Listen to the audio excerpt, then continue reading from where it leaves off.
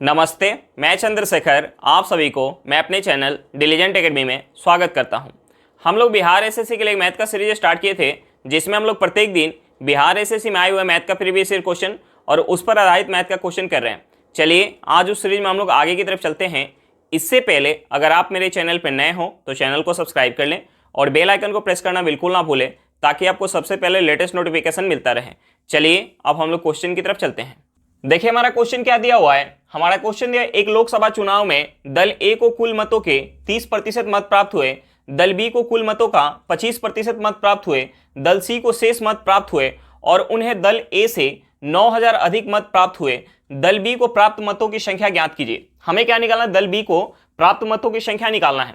तो देखिए कुल मत जो होगा अपने आप में क्या होगा? 100% होगा। कुल मत अपने आप में क्या होगा? 100% होगा। अब देखिए हमें क्वेश्चन में दिया हुआ है कि दल ए को कुल मतों का 30% प्राप्त हो रहा है। दल ए को कुल मतों का 30% प्राप्त हो रहा है। दल बी को कुल मतों का 25% प्राप्त हो रहा है। दल बी को कुल मतों का 25% प्राप्त हो रहा है और दल सी को शेष मत प्राप्त हो रहा है। दल सी को शेष मत प्राप्त हो रहा है। तो देखिए 30% ए को मिल गया, 25% बी को मिल गया, यानी ये कितना हो गया? 55%। शेष किसे मिलेगा? सी को, यानी शेष कितना बच जाएगा? 45%। 45% किसे मिलेगा? सी को। और हमें क्वेश्चन में दिया हुआ है दल सी को शेष मत प्राप्त हुए और उन्हें दल ए से 9000 अधिक मत प्राप्त हुए। देखिए यहां जो है प्रतिशत में सी को ए से कितना ज्यादा प्राप्त हो रहा है? प्रतिशत में सी को ए से कितना प्राप्त हो रहा है? ज्यादा, 15%। और इस 15% का वैल्यू हमें क्वेश्चन में क्या दिया हुआ है? 9000। 15% का वैल्यू हमें क्वेश्चन में क्या दिया हुआ है? 9000 दिया हुआ है। तो हम यहां से 1% का वैल्यू निकाल सकते हैं। 1% का वैल्यू क्या हो जाएगा? हम इसे 15 से काटेंगे तो ये 15 से कितने बार में जाएगा? 600 बार में। 1% का वैल्यू क्या निकल के आ गया? 600 निकल के आ गया। और हमें क्या निकालना है कि बी को कितना मत प्राप्त हुआ? बी को कितना मत मिल रहा है? 25%।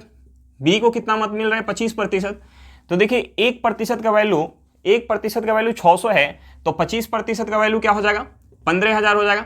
25% का वैल्यू क्या हो जाएगा? 15000। यानी हमारा आंसर क्या निकल के आ गया? 15000 निकल के आ गया। चलिए क्वेश्चन समझ में आ गया होगा। नेक्स्ट क्वेश्चन पे चलते हैं। देखिए हमारा क्वेश्चन क्या दिया हुआ है। हमारा क्वेश्चन दिया, जानकी ने 180 रुपए प्रति दर्जन के मूल्य पे 10 दर्जन भुट्टे खरीदे। उसने भुट्टे को 22 रुपए प्रति भुट्टे के मूल्य पर बेच दिया। उसका लाभ प्रतिशत क्या था? हमें क्या निकालना है? प्रॉफिट परसेंट निकालना है। अब देखिए हमें क्वेश्चन में भुट्टे का विक्रय मूल्य क्या दिया है? 22 रुपए प्रति भुट्टे के दर से वो भुट्टा बेच रही है। तो हमें जो है 10 दर्जन भुट्टा का विक्रय मूल्य निकालने का यहाँ जरूरत नहीं है। हमें क्वेश्चन में दिया कि 180 रुपए प्रति दर्जन के मूल्य पे भुट्टा खरीद के ला रही है। तो हम यहां से क्या करेंगे? हमें क्वेश्चन में एक भुट्टे का विक्रय मूल्य दिया हुआ है, तो हम यहां से एक भुट्टे का क्या निकाल लेंगे? क्रय मूल्य निकाल लेंगे। एक भुट्टे का हमें क्रय मूल्य पता चल जाएगा और एक भुट्टे का विक्रय मूल्य पता चल जाएगा, तो हम लाभ प्रतिशत निकाल लेंगे। अब देखिए हमें एक भुट्टे का क्रय मूल्य कैसे निकालेंगे? हमें क्वेश्चन में दिया कि 180 रुपया में वह जो है 1 दर्जन भुट्टा खरीद रही है। तो 1 दर्जन में कितना होता है? 12। यानी हम यहां से एक भुट्टे का क्रय मूल्य निकाल लेंगे। 1 दर्जन भुट्टा यानी 180 रुपया में वह 12 भुट्टा खरीद के ला रही है। तो हम 180 में अगर 12 से भाग दे देंगे तो एक भुट्टे का हमारा क्या निकल के आ जाएगा? क्रय मूल्य निकल के आ जाएगा। 180 12 से कितने बार में जाएगा? 15 बार में। यानी एक भुट्टे का क्रय मूल्य क्या निकल के आ गया? 15 रुपया निकल के आ गया। और हमें क्वेश्चन में एक भुट्टे का विक्रय मूल्य क्या दिया हुआ है? 22 रुपया दिया हुआ है। हमें क्वेश्चन में एक भुट्टे का विक्रय मूल्य क्या दिया हुआ? 22 रुपया दिया हुआ है। अब देखिए 15 रुपया में एक भुट्टा खरीद के अगर 22 रुपया में बेच रही है, तो उसे लाभ कितने का हो रहा होगा? उसे जो है लाभ कितने का हो रहा होगा? 7 रुपये का। हमें क्या निकालना है? प्रॉफिट परसेंट निकालना है। हमें क्या निकालना है? प्रॉफिट परसेंट निकालना है।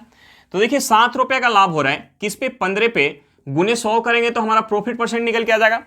हम इसे अगर 5 से काट लें तो 100 5 से 20 बार में जाएगा और 15 5 से कितने बार में जाएगा? 3 बार में। यहां से हमारा क्या हो जाएगा? 140/3%। हम इसे क्या लिख सकते हैं? हम इसे अगर 3 से काटेंगे तो ये 3 से 4 बार में जाएगा, हाथ में 2 20, यानी 6 बार में जाएगा 2/3। यहां से हमारा क्या निकल के आ गया? 46 से ही 2/3% का उसे प्रॉफिट होगा। हमारा आंसर क्या निकल के आ गया? 46 से ही 2/3%। चलिए क्वेश्चन समझ में आ गया होगा। नेक्स्ट क्वेश्चन पे चलते हैं।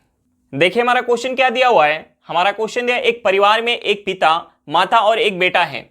उनकी वर्तमान आयु का अनुपात 8:5:2 है और पिता की वर्तमान आयु 48 वर्ष है। 3 वर्ष पश्चात परिवार की औसत आयु क्या होगी? हमें क्या निकालना है? 3 वर्ष बाद परिवार की औसत आयु निकालना है। अब देखिए हमें क्वेश्चन में क्या दिया हुआ है। हमें क्वेश्चन में वर्तमान में आयु का हमें रेशियो दिया हुआ है तीनों का। हमें जो है वर्तमान में पिता, माता और बेटा की हमें आयु का रेशियो दिया हुआ है। हमें जो है वर्तमान में रेशियो क्या दिया हुआ है, हमें जो है वर्तमान में रेशियो क्या दिया हुआ है 8:5:2।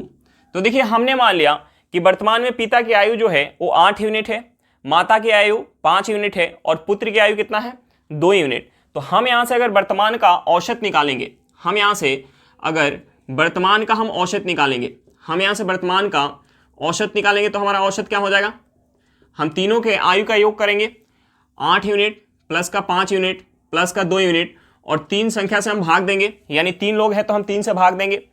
अब देखिए यहाँ से हमारा क्या हो जाएगा, हम इसे ऐड करेंगे तो ये क्या हो जाएगा 8 + 5 13, 13 + 2 क्या हो जाएगा 15, 15 में हम 3 से भाग देंगे तो ये कितने बार में जाएगा 5 बार में। यानी वर्तमान में हमारा औसत क्या निकल के आ गया 5 यूनिट निकल के आ गया। लेकिन हमें औसत क्या चीज़ में चाहिए, वर्ष में चाहिए। अब देखिए हमें क्वेश्चन में क्या दिया हुआ है, पिता की वर्तमान आयु हमें दिया हुआ है 48 वर्ष और यहाँ पिता की आयु क्या है 8 यूनिट। यानी इस 8 यूनिट का जो वैल्यू है वो हमें क्वेश्चन में क्या दिया हुआ है 48 वर्ष दिया हुआ है। 8 यूनिट का वैल्यू हमें क्वेश्चन में क्या दिया हुआ है 48 वर्ष दिया हुआ है। तो हम यहाँ से 1 यूनिट का वैल्यू निकाल सकते हैं। 1 यूनिट का वैल्यू क्या हो जाएगा 6 वर्ष हो जाएगा। तो हम यहाँ से यानी औसत हमारा कितना है 5 यूनिट, तो हम 5 यूनिट का वैल्यू निकाल सकते हैं। 5 यूनिट का वैल्यू क्या हो जाएगा 30 वर्ष। अब देखिए वर्तमान में हमारा औसत क्या निकल के आ गया, वर्तमान में हमारा औसत जो है 30 वर्ष निकल के आ गया। वर्तमान में हमारा औसत 30 वर्ष निकल के आ गया। लेकिन हमसे पूछ क्या रहा है 3 वर्ष पश्चात, यानी 3 वर्ष बाद औसत क्या हो जाएगा, 3 वर्ष बाद हमारा औसत क्या हो जाएगा, 3 वर्ष बाद औसत क्या हो जाएगा। हम इस औसत में वर्तमान औसत में अगर 3 वर्ष ऐड कर देंगे तो हमारा आंसर निकल के आ जाएगा। यानी हमारा आंसर क्या हो जाएगा 33 वर्ष। हमारा आंसर क्या निकल के आ गया 33 वर्ष। चलिए क्वेश्चन समझ में आ गया होगा, नेक्स्ट क्वेश्चन पे चलते हैं। देखिए हमारा क्वेश्चन क्या दिया हुआ है, हमारा क्वेश्चन दिया यदि a - b = 5 और a × b = 150 तो aq - bq का मान क्या है। हमें क्या निकालना है aq - bq का मान निकालना है। तो देखिए aq - bq का फॉर्मूला क्या होता है, aq - bq का फॉर्मूला क्या होता है, aq - bq का फॉर्मूला होता है a - b × a² + b² + ab। अब देखिए मैं क्वेश्चन में ab हमें दिया हुआ है, a - b हमें दिया हुआ है, तो हमें a² + b² निकालना पड़ेगा। अब देखिए हम a² + b² कैसे निकाल सकते हैं, हमें क्वेश्चन में a - b = क्या दिया हुआ है 5 दिया हुआ है। तो हम क्या करते हैं इसका स्क्वायर कर लेते हैं, हम इसका स्क्वायर कर लेते हैं। हम इसका स्क्वायर करेंगे तो यहाँ से हमारा क्या हो जाएगा, हम a - b का अगर स्क्वायर करेंगे तो यहाँ से हो जाएगा a² + b² - 2ab = क्या हो जाएगा 5 का स्क्वायर करेंगे तो 25।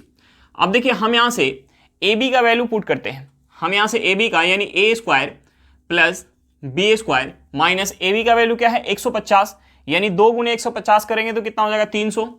यहाँ से हो जाएगा 300 = क्या हो जाएगा 25। अब देखिए इस -300 को अगर हम उस साइड लेके जाएंगे तो माइनस में तो हमारा प्लस में हो जाएगा। यानी यहाँ से हम इसे लिख सकते हैं a² + b² = हम इसे लेके जाएंगे उस साइड, यानी माइनस में तो प्लस में हो जाएगा। ये हो जाएगा कितना 25 प्लस का 3 से कितना हो जाएगा 325, ये हो जाएगा 325। अब देखिए यहाँ से हमारा a² + b² निकल के आ गया। तो हम यहाँ से निकाल सकते हैं aq - bq = क्या हो जाएगा a - b कितना है हमारा 5 है, इंटू a² + b² हमारा क्या निकल के आ गया 325। a² + b² क्या निकल के आ गया 325, a² + b² क्या निकल गया 325 और a × b हमारा क्या है 150, यानी प्लस का क्या हो जाएगा 150 हो जाएगा। यहाँ से हमारा हो जाएगा 5 गुने, हम यहाँ से ऐड करेंगे तो ये हमारा कितना हो जाएगा 300 + 1 कितना हो जाएगा 400, 475, ये कितना हो जाएगा 475। 475 में अगर हम 5 से गुना करेंगे ये कितना हो जाएगा 25 के 5 हाथ में 2, 35 2 37 हाथ में 3, ये कितना हो जाएगा हमारा 20 3 23। हमारा आंसर क्या निकल के आ गया 2375। हमारा आंसर क्या निकल के आ गया 2375। चलिए क्वेश्चन समझ में आ गया होगा, नेक्स्ट क्वेश्चन पे चलते हैं। देखिए हमारा क्वेश्चन क्या दिया हुआ है, हमारा क्वेश्चन दिया एक परिवार अपनी आय का 30% भोजन पर, 10% वस्त्रों पर, 18% मकान पर और 7% अन्य पर खर्च करता है। यदि परिवार की मासिक आय 4000 रुपया है तो 15000 रुपया बचाने में लगभग कितने महीने लगेंगे। तो देखिए हमें सबसे पहले क्या निकालना पड़ेगा, मासिक बचत निकालना पड़ेगा कि उसका मासिक बचत कितना रुपया है। तो देखिए मासिक बचत हम कैसे निकालेंगे, हमें क्वेश्चन में मासिक खर्च दिया हुआ है, हमें खर्च क्या दिया हुआ है, हमें खर्च दिया हुआ है कि वह 30% भोजन पे खर्च कर रहा है, 10% वस्त्र पे खर्च कर रहा है प्लस का 18% मकान पे खर्च कर रहा है, प्लस का 7% अन्य पे खर्च कर रहा है, यानी टोटल खर्च कितना हो जाएगा, हम इसे ऐड करेंगे 30 + 10 कितना हो जाएगा 40, 40 + 18 कितना हो जाएगा 58, 58 + 7 कितना हो जाएगा 65, यानी 65% वह खर्च कर रहा है। और उसका इनकम अपने आप में क्या होगा 100%, यानी बचत हम यहां से निकाल सकते हैं। उसका जो है बचत कितना होगा, हम 100% में से 65% माइनस करेंगे, कितना निकल के आ जाएगा 35%, यानी वह प्रत्येक महीना 35% का बचत कर रहा होगा। अब देखिए मैं मासिक आय दिया हुआ है, तो हम यहां से रुपया में क्या निकाल सकते हैं, बचत निकाल सकते हैं। हम इस 4000 का 35% निकालेंगे, 4000 का 35% निकालेंगे, 2 जीरो से हमारा 2 जीरो चला जाएगा। हम यहाँ गुना करेंगे, अगर 35 में 4 से गुना कर लेते हैं तो ये हो जाएगा 20, हाथ में 2, ये कितना हो जाएगा 12 2 14 और 1 जीरो आ जाएगा। यानी प्रत्येक महीना वह 1400 रुपये का बचत कर रहा है, प्रत्येक महीना वह 1400 रुपये का बचत कर रहा है। और हमसे पूछ रहा है कि 15,000 बचाने में उसे कितना समय लग जाएगा। तो हम टोटल बचत में अगर मासिक बचत से भाग दे देंगे तो हमारा समय निकल के आ जाएगा। अब देखिए 2 जीरो से यहाँ 2 जीरो चला जाएगा, हम इसे अगर 14 से काटेंगे तो ये 14 से कितने बार में जाएगा, ये 14 से एक बार में जाएगा, 14 से एक बार में जाएगा, हाथ में क्या निकल के आ जाएगा 1 और 1 जीरो है, यानी 10 हो गया। 10 जो है 14 से नहीं कटने वाला है, 10 जो है 14 से नहीं कटने वाला है। और हमसे समय जो है लगभग में पूछ रहा है, यानी लगभग में हमारा समय क्या निकल के आ जाएगा 11 माह, 11 माह का समय लग जाएगा उसे 15,000 रुपया बचाने में। हमारा आंसर क्या निकल के आ गया 11 माह। चलिए क्वेश्चन समझ में आ गया होगा, नेक्स्ट क्वेश्चन पे चलते हैं। देखिए हमारा क्वेश्चन क्या दिया हुआ है, हमारा क्वेश्चन है 2 शहरों के बीच का बस का भाड़ा 1:2 के अनुपात में बढ़ाया गया, भाड़े में हुई वृद्धि का पता लगाएं यदि मूल भाड़ा 75 रुपया है। अब देखिए भाड़े में वृद्धि का हमें क्या दिया हुआ है, रेशियो दिया हुआ है। तो देखिए पहले भाड़ा अगर 1 यूनिट होगा तो अब जो है भाड़ा बढ़ के कितना हो गया 2 यूनिट हो गया, यानी भाड़े में वृद्धि कितना का हुआ 1 यूनिट का हुआ। अब देखिए हमें क्वेश्चन में मूल भाड़ा दिया हुआ है, यानी इस 1 यूनिट का वैल्यू हमें क्वेश्चन में क्या दिया हुआ है 175 रुपया दिया हुआ है। इस जो है 1 यूनिट का वैल्यू हमें क्वेश्चन में क्या दिया हुआ है 175 रुपया दिया हुआ है। और भाड़े में वृद्धि भी कितना हो रहा है 1 यूनिट, यानी 1 यूनिट का वैल्यू क्या हो जाएगा 175 रुपया, 1 यूनिट का वैल्यू क्या हो जाएगा 175 रुपया, यानी भाड़े में कितना रुपया का वृद्धि हुआ 175 रुपया का वृद्धि हुआ। चलिए क्वेश्चन समझ में आ गया होगा, नेक्स्ट क्वेश्चन पे चलते हैं। देखिए हमारा क्वेश्चन क्या दिया हुआ है, हमारा क्वेश्चन है 47 से एक संख्या को विभाजित करने पर हमें 75 भागफल के रूप में और 18 शेष के रूप में मिलता है, उस संख्या को ज्ञात करें। हमें क्या निकालना, संख्या निकालना है। अब देखिए मैं क्वेश्चन में दिया है कि एक संख्या को 47 से भाग देने पे भागफल कितना प्राप्त हो रहा है 75 और शेष कितना प्राप्त हो रहा है 18। तो देखिए हमारा एक कंसेप्ट होता है भाज्य बराबर, कंसेप्ट होता है भाज्य बराबर भाजक, भाज्य बराबर भाजक गुने भागफल, भागफल प्लस क्या होता है शेष होता है। अब देखिए यहां हमें भाजक कितना दिया हुआ है, भाजक हमें कितना दिया हुआ है 47, भागफल कितना दिया हुआ है 75 और शेष हमें क्वेश्चन में क्या दिया हुआ है 18 दिया हुआ है। तो हम भाज्य निकाल सकते हैं, हम गुना करेंगे 47 से, अगर हम 75 में गुना करेंगे तो हम सबसे पहले 75 में हम 40 से गुना कर लेते हैं, 75 में 40 से गुना करेंगे तो कितना हो जाएगा 3000। उसके बाद हम 75 में 7 से गुना कर लेते हैं, 75 में हम 7 से गुना करेंगे तो कितना हो जाएगा 525, यानी यहां से हमारा हो जाएगा 3525 प्लस क्या हो जाएगा 18, 3525 में हम 18 ऐड करेंगे तो ये कितना हो जाएगा, ये हो जाएगा 3543। हमारा आंसर क्या निकल के आ गया 3543 निकल के आ गया। चलिए क्वेश्चन समझ में आ गया होगा, नेक्स्ट क्वेश्चन पे चलते हैं। देखिए हमारा क्वेश्चन क्या दिया हुआ है, हमारा क्वेश्चन दिया यदि किसी कंपनी के विक्रय विभाग में औसत वेतन 350 रुपए प्रति कर्मचारी है, 10 वरिष्ठ कर्मचारियों का औसत वेतन 450 रुपए प्रति कर्मचारी है और शेष कर्मचारियों का औसत वेतन 250 रुपए प्रति कर्मचारी है, तो विक्रय विभाग में कार्यरत कर्मचारियों की कुल संख्या कितनी है। हमें क्या निकालना है, कर्मचारियों का कुल संख्या निकालना है। तो देखिए इस क्वेश्चन को हम एलिगेशन से सॉल्व कर सकते हैं। हमें क्वेश्चन में सभी कर्मचारी का औसत वेतन दिया हुआ है, 10 वरिष्ठ कर्मचारी का हमें औसत वेतन दिया हुआ है और शेष कर्मचारी का हमें औसत वेतन दिया हुआ है। हमें जो है क्वेश्चन में 10 वरिष्ठ कर्मचारी का औसत वेतन क्या दिया हुआ है 450 रुपया, शेष कर्मचारी का हमें औसत वेतन क्या दिया हुआ है 250 रुपया और सभी कर्मचारी का हमें औसत वेतन क्या दिया हुआ है 350 रुपया। तो देखिए हम यहाँ एलिगेशन लगाएंगे तो जो नीचे हमारा रेशियो निकल के आएगा, रेशियो किसका निकल के आएगा, संख्या का रेशियो निकल के आएगा, क्योंकि यहाँ हमारा क्या दिया है औसत वेतन दिया है। तो हम औसत वेतन कैसे निकाले होंगे, सभी का वेतन का योग करके और उनके संख्या से हम भाग दिए होंगे, यानी भाग यहाँ क्या चीज से दिए होंगे, संख्या से। जिससे हम भाग देते हैं उसी का हमारा रेशियो निकल के आता है एलिगेशन लगाने पे। अब देखिए हम एलिगेशन लगाते हैं तो बड़े में से छोटे को माइनस करते हैं, यानी 450 में से हम 350 माइनस करेंगे तो यहाँ क्या निकल के आ जाएगा, 100 निकल के आएगा। उसके बाद हम 350 में से अगर 250 माइनस करेंगे तो यहाँ से हमारा क्या निकल के आ जाएगा, यहाँ से भी हमारा 100 निकल के आ जाएगा। तो देखिए यहाँ से हमारा रेशियो क्या निकल के आ गया, 1:1 निकल के आ गया। यानी अगर वरिष्ठ कर्मचारी की संख्या अगर 10 है तो शेष कर्मचारी का संख्या क्या हो जाएगा, शेष कर्मचारी का भी संख्या हो जाएगा 10। और हमसे जो है टोटल कर्मचारी का संख्या पूछ रहा था, तो देखिए टोटल कर्मचारी का संख्या क्या हो जाएगा, 10 + 10, यानी हमारा आंसर क्या निकल के आ जाएगा, हमारा आंसर निकल के आ जाएगा 20। यानी विक्रय विभाग में कार्यरत कुल कर्मचारी का संख्या कितना होगा, 20 होगा। चलिए क्वेश्चन समझ में आ गया होगा, नेक्स्ट क्वेश्चन पे चलते हैं। देखिए हमारा क्वेश्चन क्या दिया हुआ है, हमारा क्वेश्चन दिया एक घनाभ की लंबाई, चौड़ाई और ऊंचाई क्रमशः 10 सेंटीमीटर, 6 सेंटीमीटर और 4 सेंटीमीटर है। कुल सतह का क्षेत्रफल क्या होगा। हमें क्या निकालना है, घनाभ का कुल सतह का क्षेत्रफल निकालना है। तो देखिए घनाभ के कुल सतह का क्षेत्रफल का फॉर्मूला क्या होता है, घनाभ के कुल सतह का क्षेत्रफल का फॉर्मूला होता है 2 × L × B plus B × H plus H × L। अब देखिए हम यहाँ वैल्यू पुट करेंगे, हमें जो है क्वेश्चन में लंबाई, चौड़ाई और ऊंचाई का वैल्यू दिया हुआ है, तो हम यहाँ वैल्यू पुट करेंगे 2 गुने लंबाई, हमें क्वेश्चन में क्या दिया हुआ है, लंबाई हमें 10 सेंटीमीटर दिया हुआ है, गुने चौड़ाई हमें क्वेश्चन में क्या दिया हुआ है 6 सेंटीमीटर, प्लस चौड़ाई हमें क्या दिया 6 सेंटीमीटर और ऊंचाई हमें क्या दिया 4 सेंटीमीटर, प्लस क्या हो जाएगा, ऊंचाई हमें 4 सेंटीमीटर दिया हुआ है और लंबाई हमारा क्या है 10 सेंटीमीटर। यहाँ से हम सॉल्व करेंगे तो हमारा क्या निकल के आ जाएगा, कुल सतह का क्षेत्रफल निकल के आ जाएगा। अब देखिए हम यहाँ से इसे लिख सकते हैं 2 गुने ये हमारा क्या हो जाएगा, 10 में अगर 6 से गुना करेंगे तो कितना हो जाएगा, 60 हो जाएगा, प्लस ये कितना हो जाएगा 24, प्लस ये कितना हो जाएगा 40। यहाँ से हमारा हो जाएगा 2 गुने, हम इसे ऐड कर लेंगे तो कितना हो जाएगा 60 + 40 कितना होगा 100, 100 + का 24 कितना हो जाएगा 124। 124 में हम 2 से गुना करेंगे तो यहाँ से हमारा क्या निकल के जाएगा 248 सेंटीमीटर स्क्वायर।